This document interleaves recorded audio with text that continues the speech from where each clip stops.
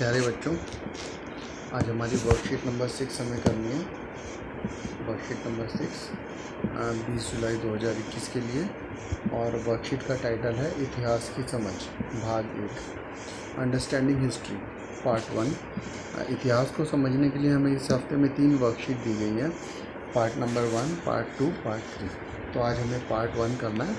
Part 2, part 3 हम आगे आने वाले दिनों में करेंगे। यहाँ पर बेसिकली सब बच्चों को ये समझाने की कोशिश की गई है कि इतिहास है क्या। इतिहास मतलब बेटा हिस्ट्री, जो वक्त बीत गया वो इतिहास। आज से 2 घंटे पहले जो वक्त चला गया वो पास्ट हो गया। कल का दिन हमारा जो बीत गया वो भी पास्ट है। जुलाई का महीना चल रहा है, जून का महीना पास्ट हो गया। 2021 चल रहा है, 2020 पास्ट हो गया। तो वो चीज़ें जो बीत जाती हैं वो पास्ट हो जाती हैं, वो इतिहास हो जाती हैं, भूतकाल बीता हुआ समय हो जाता है।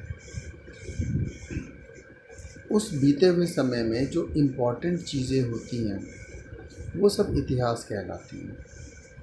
और इतिहास को जानना बहुत ज़रूरी है। इतिहास जानने से होता क्या है, कहते हैं हिस्ट्री बहुत बोरिंग सब्जेक्ट है और पढ़ के बोरियत आती है। कुछ लोग पुराने ज़माने में कहते थे कि हिस्ट्री पढ़ के नींद आती है। ऐसा नहीं है बेटा, इतिहास को जानना बहुत ज़रूरी है। और इतिहास हर सब्जेक्ट का पार्ट है। बिना इतिहास के तो सारे सब्जेक्ट रूखे हैं। तुम मैथ्स की बात करो, साइंस की बात करो, हिंदी की बात करो, इंग्लिश की बात करो, सभी सब्जेक्ट्स में इतिहास ही है। क्योंकि जब हम अपने पास्ट एक्सपीरियंस की बात करते हैं तो इतिहास का पार्ट है। मेडिकल साइंस की तरक्की कैसे होती है, कैसे मेडिकल साइंस आगे बढ़ता है, पुराने एक्सपीरियंस को जब हम आगे ले जाते हैं तो हम ये सब इतिहास का ही प्रयोग कर रहे हैं। अब हमें यहाँ पर ये बताया गया कि इतिहास मानवता के लिए बहुत महत्वपूर्ण विषय है। देखो हम जूम करके पढ़ना स्टार्ट करते हैं। इतिहास मानवता के लिए एक बहुत महत्वपूर्ण विषय है। इतिहास मात्र यह जानने के लिए नहीं है कि इस दुनिया में अतीत में क्या हुआ, बल्कि यह हमारे वर्तमान में जीने और बेहतर भविष्य का निर्माण करने में कैसे सहायक है। देखो भाई, हिस्ट्री से हमें ये पता चलता है, केवल जो बीत गया वही नहीं पता चलता। हिस्ट्री से हमें ये भी पता चलता है कि जो बीत गया उससे हमारा भविष्य और हमारा वर्तमान कैसे अच्छा बन सकता है। हमारा जो वर्तमान है और हमारा भविष्य कैसे अच्छा बन सकता है, वो हमें सबक और वो सोच इतिहास देता है।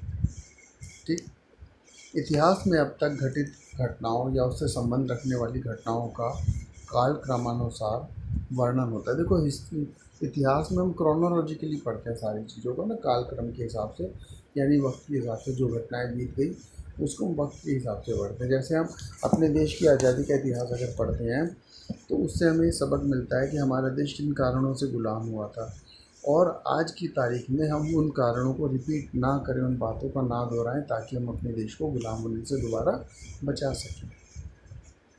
जब हम इतिहास की बात करते हैं तो बेटा पीछे की सारी घटनाएं जब तक कि हमें सबूत मिलते हैं वो सारी इतिहास का पार्ट होती है।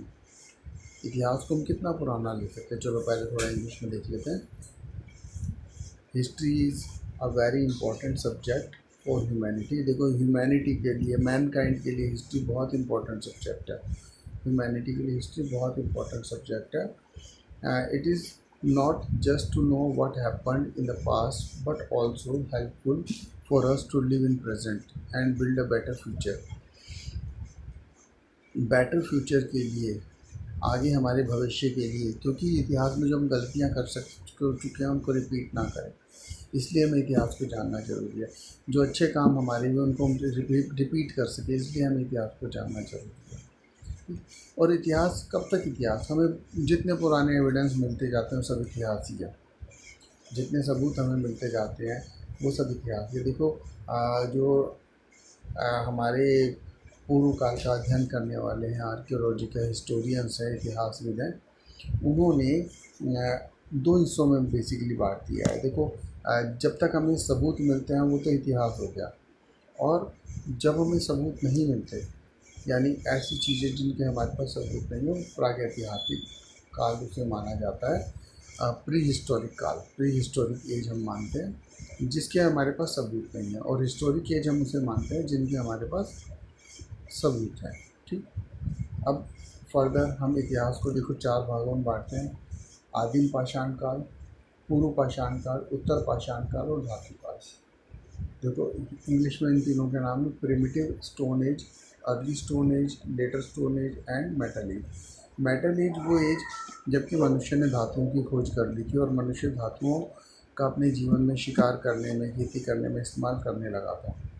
उत्तर पाषाण काल, पूर्व पाषाण काल और आदिम पाषाण काल, इसमें मनुष्य पत्थरों से ही काम चलाता था, पत्थरों से शिकार करता था, पत्थरों को तोड़कर उनको जब टूल बनाने लगा, पत्थरों से औजार बनाने लगा, नुकीले पत्थरों का इस्तेमाल करने लगा जानवरों की खाल उतारने के लिए, जानवरों का शिकार करने के लिए, पेड़ों को काटने के लिए। अलग अलग भागों में हमने इसको बांटा और ये हमें कैसे पता चलता है, जब हम एक्सकेवेशन करते हैं, खुदाई करते हैं ज़मीन के नीचे, हमें कई बार दबी हुई हज़ारों साल पुरानी बस्तियां मिल जाती हैं और जब हम उन बस्तियों को की मिट्टी हटाते हैं, देखते हैं, उनकी खुदाई करते हैं, तो वो एक्सकेवेशन से हमें वहाँ पर पुराने बर्तन मिलते हैं, हमें उनके आभूषण मिलते हैं, पुराने अवशेष मिलते हैं, गुफाओं में चित्र मिलते हैं, यहाँ तक कि उस समय का हमें कभी कूड़ा मिल जाता है। जब घर है और वो घर पूरा किसी तबाही में मिट्टी के नीचे दब गया तो पूरा घर ही मिलता है। मनुष्यों की हड्डियाँ मिलती हैं, कपड़े तो सब उनके ख़त्म ही हो चुके होते हैं, गल चढ़ चुके होते हैं, लेकिन हाँ फिर भी जो चीज़ें बच गई होती हैं वो हमें मिलती हैं। और हमारे इतिहासविद, हमारे हिस्टोरियंस ऐसी जगह का कूड़ा उसको भी स्टडी करते हैं। पता तुम्हें कूड़ा भी कितना इम्पोर्टेंट होता है? किसी स्थान के कूड़े से हम पता चला सकते हैं। जैसे तुम्हारे घर में पड़ोसी के घर में तुम डस्टबिन देख के बता लगा सकते हो कि अरे वाह, इनके डस्टबिन में आम के छिलके, इन्होंने आम खाया आज। आज तो जो है मूली के पराठे बने इनके घर में, क्योंकि मूली के पत्ते कूड़े में पड़े हुए हैं। तो ऐसे ही हमें पता चलता है इतिहास में, इतिहास की जो हमें चीज़ें मिलती हैं, हिस्ट्री की एक्सकेवेशन में, खुदाई में भी चीज़ें मिलती हैं। हमें बहुत सारे गुफाओं में चित्र मिलते हैं। गुफाओं के चित्रों से हमें पता चलता है कि उस समय के लोग क्या करते थे। जैसे एक चित्र तुम्हें यहाँ दिया गया है, ये चित्र कैसा नज़र आता है तुम्हें? ये शिकार का चित्र नज़र आता है ना तुम्हें, कि शिकार कर रहे हैं लोग। मीन्स उस समय के मनुष्य शिकार जानते थे। देखो हम इस चित्र से पता चला सकते हैं सर पे भी उसने कुछ पहना हुआ है, तो मीन्स उस समय के लोग सर पे कोई आभूषण पहनते थे। एक साथ में चित्र दिया गया, यहाँ पे एक मृत आदमी को दफनाया गया, उसके साथ में बकरियों का दफन किया गया। तो मीन्स हम ये मानते हैं कि मनुष्यों का पुनर्जन्म में वो विश्वास रखते थे कि मनुष्य दोबारा जिंदा होगा, दोबारा आएगा, उसे बकरियों की ज़रूरत पड़ेगी, खाने की ज़रूरत पड़ेगी। ऐसे ही यहाँ पर ये कुछ बर्तन दिए गए हैं, मोहरें दी गई हैं। इससे हमें पता चलता है कि हमारे पूर्वज क्या सोचते थे, कैसे रहते थे। हमें इतिहास की खुदाई में, एक्सकेवेशन में सिक्के मिलते हैं, किले मिलते हैं और मोहरें मिलती हैं, भोजपत्र, ताम्रपत्र, पांडुलिपि, शिलालेख, ये सारी चीज़ें हमें वहाँ से मिलती हैं। और इन चीज़ों को देखकर, इन चीज़ों को समझकर हम पता चला सकते हैं कि उस समय के लोगों का जीवन कैसा था, उनका खान पान कैसा था। हम जितना अपने इतिहास को जानेंगे, हमारा वर्तमान और हमारा भविष्य उतना ही उन्नत बनता है। इस वर्कशीट के अंत में तुम्हें 4 प्रश्न दिए गए हैं। इतिहास का क्या महत्व है, what is the importance of history. Worksheet की शुरुआत की 2 लाइनों में इसका आंसर बड़े अच्छे से दिया गया, उसको तुम पढ़ के समझ के उसका उत्तर लिख सकते हो। अगला प्रश्न है, आप किसी परिवार के खाने लिखित प्रमाणों से पूर्व के काल का इतिहास किन भागों में बांटा गया है। In which parts the period before the written evidence are found history is divided into. देखो यहाँ पर तुम्हें बहुत क्लियर कर दिया गया है, यहाँ से तुम आंसर इसका पढ़कर लिख सकते हो। थर्ड क्वेश्चन है, how can you find out about food and eating habits of the family from their garbage. आप किसी परिवार के खाने पीने की आदतों का पता उसके घर के कचरे से किस प्रकार लगा सकते हैं। अभी मैंने बताया, देखो घर का जो कचरा होता है, जो डस्टबिन में कचरा होता है, उससे हम पता चला सकते हैं कि वहाँ के लोग कैसा खाना पीना खाते हैं। अगर उसमें हम सब्जियों के छिलके देख के पता चला सकते हैं कि इनके घर में क्या सब्जी बनती है, हम उसमें फ्रूट के छिलके देख के पता चला सकते हैं कि उनके घर में क्या फ्रूट वो लोग खाते हैं या नहीं खाते, कौन सी फैमिली सलाद ज़्यादा खाती है, किस फैमिली ने कब क्या खाया, क्या वो बाहर का खाना ज़्यादा खाते हैं क्योंकि उनके घर में जो कूड़ा होता है उसमें बाहर के पैकेट्स और प्लास्टिक के डिब्बे और ये सब जो पैकिंग में का सामान होता है वो निकलता है। तो ये लोग तो ऐसी बाहर की क्रॉकरी में और बाहर का खाना ज़्यादा खाते हैं, कुछ लोग घर का खाना ज़्यादा खाते हैं। तो तुम किसी भी फैमिली के डस्टबिन को देखकर उनकी ईटिंग हैबिट्स का पता आराम से चला सकते हो। फोर्थ में तुम्हें एक बहुत अच्छी एक्टिविटी दी गई है, अपने परिवार के इतिहास को लिखने का प्रयास करें। अपने पूर्वजों के नाम, पूर्व निवास स्थान, स्थान छोड़ने के कारण बताते हुए चार्ट दर्शाएं। Try to write your family history. Where did your ancestor live, why they left that place. इसमें बेटा तुम्हें अपने माता पिता से बात करके और अपने माता पिता, उनके माता पिता, पिताजी के माता मम्मी पापा, मम्मी के मम्मी पापा और दादा दादी, दादा दादी के मम्मी पापा, उनके मम्मी पापा, जितने नाम तुम लोग पता लगा सकते हो उतने नाम पता लगाओ और उसका एक फ्लो चार्ट बना के तुम बड़े आराम से लिख सकते हो।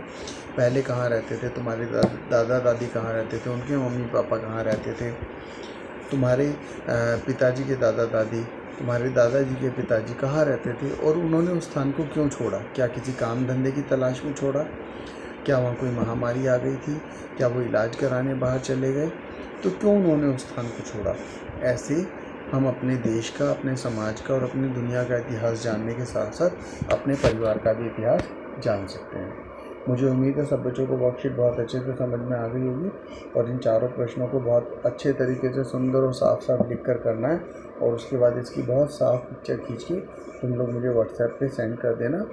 और सभी बच्चों को अपना ध्यान रखना है। कोविड के टाइम में अपने मन को बहुत खुश रखना है, खूब अच्छे से खाना खाना है, अच्छे से पानी पीना है, खूब योगासन करना है और अपना और अपनी फैमिली का कोविड से सभी बच्चों ने बचाव करना है।